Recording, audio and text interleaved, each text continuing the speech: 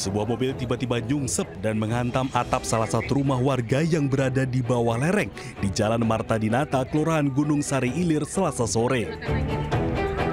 Pemilik rumah mengaku masih syok saat menceritakan detik-detik kejadian.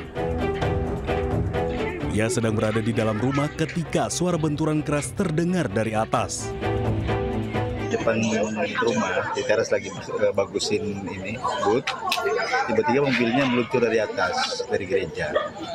Dan kejadian ini saya nggak lihat, setelah jatuh baru saya lihat. Tapi keluarganya abang selamat semua? Keluarga selamat semua, puji Tuhan selamat semua. Kemudian kami naik, keluarkan evakuasi penumpangnya ada 3 orang. Semuanya puji Tuhan selamat semua. Menurut keterangan polisi, mobil tersebut ditumpangi 3 orang. Kendaraan diduga lepas kendali saat melintasi turunan tajam di pemukiman padat penduduk tersebut. Untuk saat ini, setelah saya data, tidak ada korban. Tidak ada korban ya? Ya. Berapa orang di dalam mobil, Bang? Di dalam mobil ada 3 orang. Dari yang sopir, semua wanita. Semua wanita ya? Cuma di dalam rumah tidak ada korban.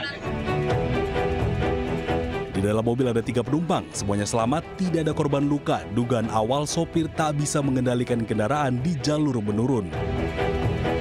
Proses evakuasi dilakukan oleh sejumlah petugas gabungan bersama warga sekitar. Dengan menggunakan alat berat dan sistem tali untuk menarik mobil dari posisi menggantung di atas atap. Hingga malam hari, warga masih berkumpul menyaksikan proses evakuasi yang berjalan dramatis. Dari Balikpapan, Kalimantan Timur, Mukmin Aziz, iNews melaporkan.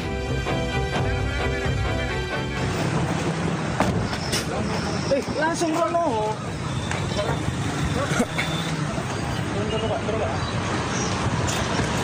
Tim Tindak Pidana Korupsi Satreskrim Polresta Sidoarjo melakukan operasi tangkap tangan terhadap 2 oknum kepala desa dan seorang oknum mantan kepala desa yang diduga melakukan jual beli jabatan perangkat desa di wilayah Sidoarjo.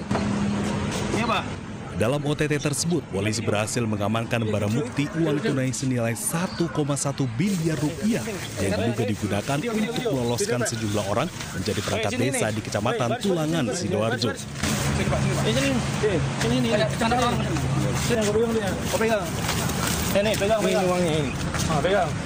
Selain menyita bukti uang tunai, polisi juga menyita sebuah mobil, sebuah motor, ponsel, serta buku rekening milik pelaku. Kasus dugaan jual beli jabatan perangkat desa ini terungkap dari laporan masyarakat. Modus operandinya, yaitu para tersangka ini meminta dan selanjutnya menerima sejumlah uang serta menjanjikan dapat meluluskan para peserta ujian atau seleksi penjaringan perangkat desa di wilayah Kecamatan Tulangan, Kabupaten Sidoarjo. Untuk kepentingan pemeriksaan lebih lanjut, ketiga pelaku ditahan di sel tahanan Polresta Sidoarjo. Dari Sidoarjo, Jawa Timur, Pramono Putra, iNews melaporkan.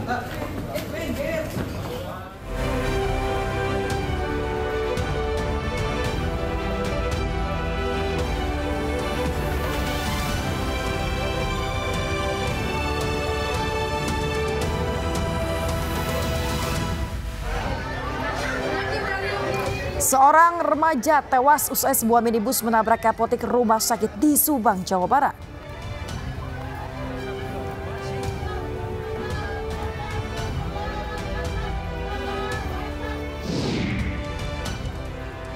Nikita Mirzani jalani sidang perdana kasus pemerasan dan pencemaran nama baik di Pengadilan Negeri Jakarta Selatan.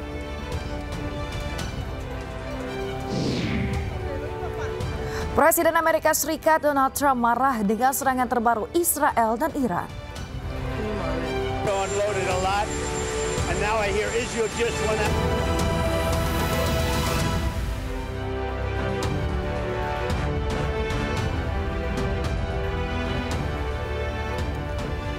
Halo, selamat pagi pemirsa. Senang sekali iNews Pagi kembali hadir untuk melengkapi informasi Anda pagi hari ini. Selain 3 berita utama tadi, sejumlah informasi menarik lainnya juga telah kami siapkan untuk Anda. Bersama saya Yasmin Natania. Dan saya Bayu Pradana. Inilah iNews Pagi selengkapnya untuk Anda.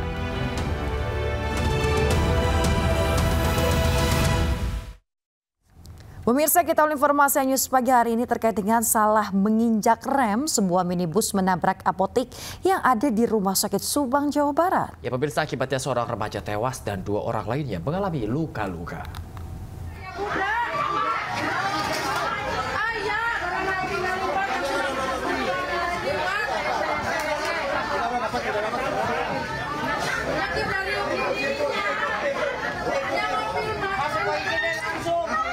Sebuah minibus menabrak ruangan apotik di Rumah Sakit Pamanukan Media Center. Akibat kejadian tersebut, seorang remaja tewas, sementara 2 orang lainnya termasuk seorang balita mengalami luka-luka. Peristiwa kecelakaan sedih terjadi saat minibus hendak keluar dari parkir rumah sakit. Diduga sopir salah menginjak rem sehingga menabrak ruang apotek.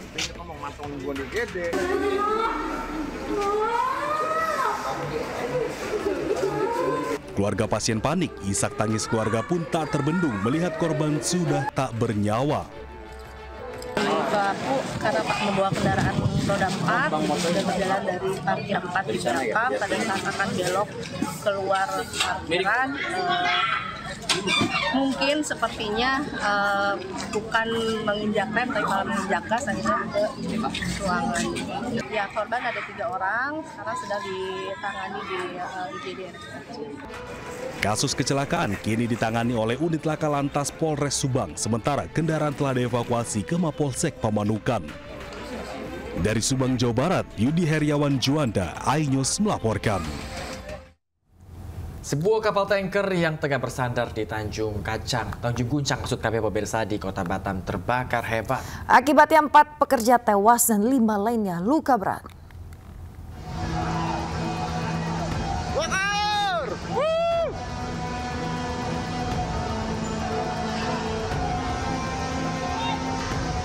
Asap tebal dan kobaran api disertai suara ledakan keras mengagetkan ratusan pekerja di galangan kapal PT ASL CPR di Tanjung Guncang, Kota Batam, Kepulauan Riau. Saat peristiwa terjadi, kapal tanker MT Federal 2 sedang dalam perbaikan. Menurut saksi, api pertama kali muncul saat pekerja melakukan perbaikan di dalam tangki kapal. Namun tiba-tiba terjadi percikan api. Tak menunggu waktu lama, percikan api langsung membesar dan menyambar para pekerja yang berada di dalam tangki kapal. Akibat peristiwa ini, 9 orang pekerja menjadi korban, di mana 4 diantaranya meninggal dunia, sedangkan 5 lainnya mengalami luka bakar di tubuh. Kapal tersebut merupakan kapal berjenis kapal tanker, jadi sedang ada perbaikan di dalam tangkinya dan disitulah muncul kebakarannya. Berapa korban, Pak? Untuk korban yang sudah divalidasi ada 9 korban. Ada 9 korban yang dimana 4 diantaranya meninggal dunia. 4 diantaranya meninggal dunia, 4 lainnya mengalami luka bakar di tubuhnya dan 1 mengalami luka ringan.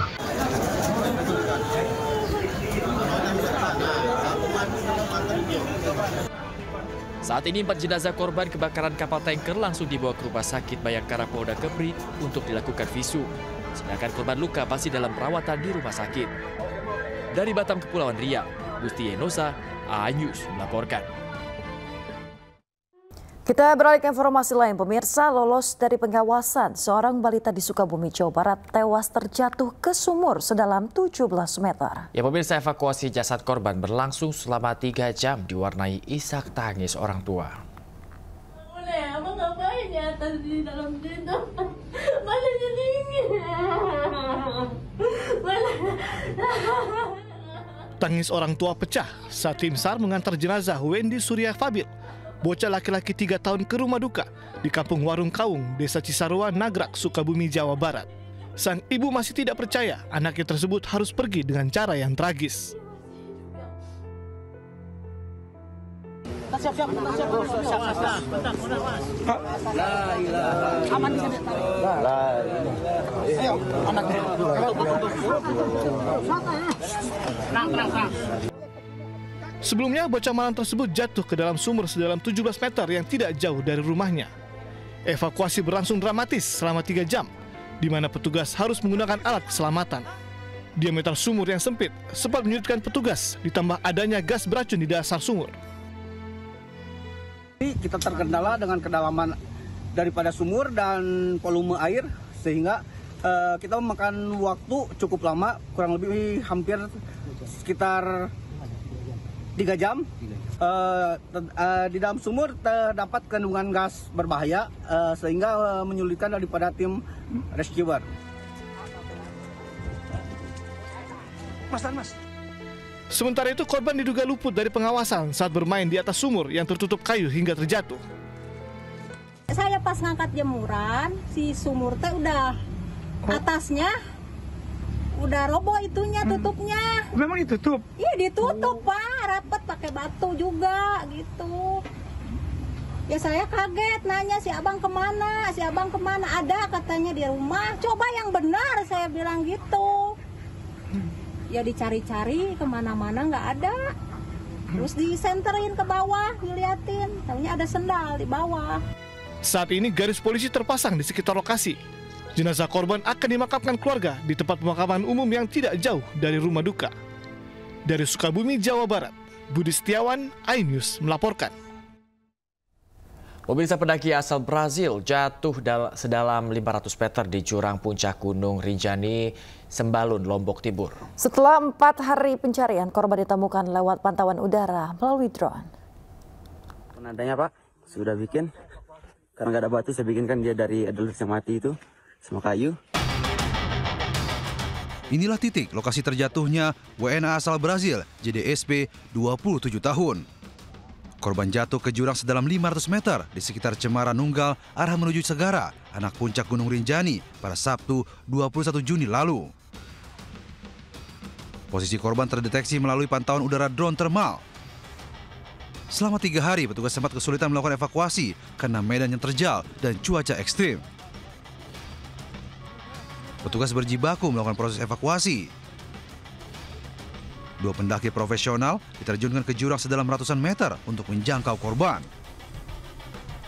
Selain itu, 3 helikopter dari Basarnas dan TNI dikerahkan untuk melakukan proses evakuasi. Korban ditemukan kurang lebih di kedalaman 500 meter.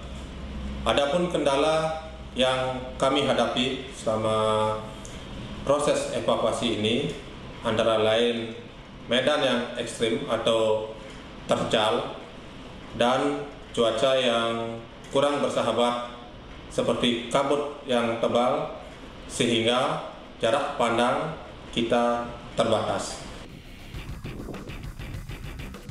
Belum diketahui pasti kondisi korban, namun korban diduga telah meninggal dunia. Tim SAR gabungan masih melakukan proses evakuasi.